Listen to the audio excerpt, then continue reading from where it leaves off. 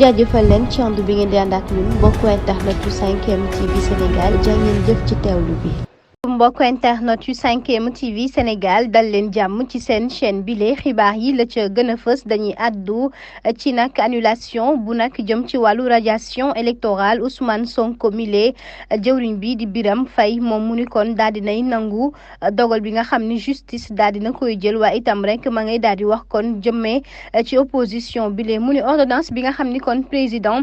tribunal bu grande instance bu Ziguinchor daal di na koy jël ngir nag daal di annulé waaye itam daal di rek wax jëm rek ci li nga xam ni kon moom mooy liste électorale yi mu ni loolee nag moom jàpp nañ ni loo xam ni kon juge bi na mu taxawee loolee demeewul ni nu mel la ndax direction générale bii rek saytu wàllu élection yi li nga xam ni kon moom la def mandataire bu leader bu Pastef bi nag moom bi mu ñëwee di rek jël fiche parrainage yi jëm ci candidat am foofee ca jury bu dimanche bi moom jëwriñ bi ñu dénk wàllu artisanat mu ni kon xalaatam mooy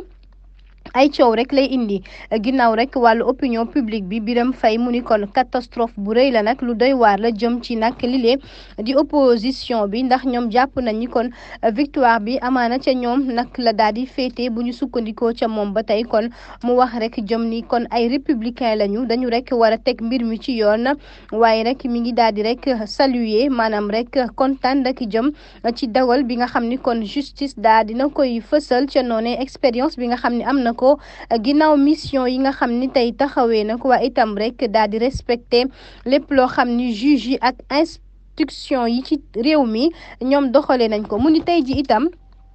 soo xoolee ci dogal bi nga xam ni jël nañ ko ñii di wax na ànd nañ ci ñii di wax ni ànduwuñ ci kon lépp rek dañ koy tënk ci yoon ndax yoon nag moom mooy buur moom mooy bumbi te lépp rek ci moomee lañ koy daal di rek bàyyi rawatina nag comportement bu nga xam ni kon jàpp na ci ñenn ci opposition bi am nañ ko te rafetluwu ko moom nag jëwriñ bi ba tey mu ni kon bii nag mooy lu bare yoon rek jëm ci justice bi ñu ni kon moom dafa rek fare maanaam kumba am ndey ak kumba amul ndey rek lay doxalee waaye nag opposition bi nañu xam ne ak lu mu mënti doon tey jilee Ousmane Sonko amaana moo def loo xam ne tey kon moo tax waral mbaboor bi daal di këppu ca kawam ndax boo xoolee mbiru Mame Mbaye Niang boobee ba tey kon benn preuve amu ci lépp rek lañ ca wax ca ginnaaw dëgg rek lay daal di doon te institution yi kon ñoom dëgg la ñuy doxal lépp luñ ci mën a demee kon nañu jàpp ni institution yi la ñu dox ñun moomee la ñuy wax waaye itam la nga xam ni moom la ñu taxawee ñun tamit ca ginnaawam la ñuy xool ginnaaw dogal bi nga xam ni kon yoon daal dina koy fësal nañ ko nangoo loolu xam ni kon loolu mooy li am